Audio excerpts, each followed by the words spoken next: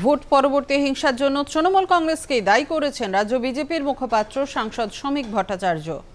পরবর্তী হিংসা তৃণমূল কংগ্রেস সর্বস্তরে চালানোর চেষ্টা চালাচ্ছে। বিভিন্ন সংবাদ মাধ্যমে তা সম্প্রসারিত হয়েছে।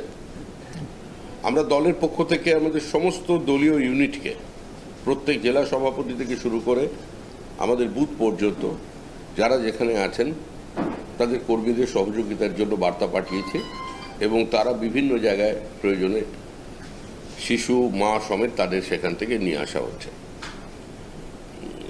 এটা জানতাম, এটা স্বাভাবিকই ছিল, কারণ 29টি আসন পেয়ে কার্যত তৃণমূল কংগ্রেসের যে শরীরী ভাষা, মুখ্যমন্ত্রীর যে শব্দচয়ন, তাতে মনে পড়ছে গোটা ভারতবর্ষই জয় করে তিনি ফেলেছেন।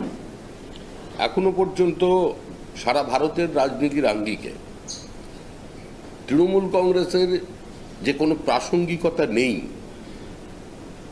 সেটা প্রমাণিত হয়েছে এবং প্রতিষ্ঠিত হয়েছে।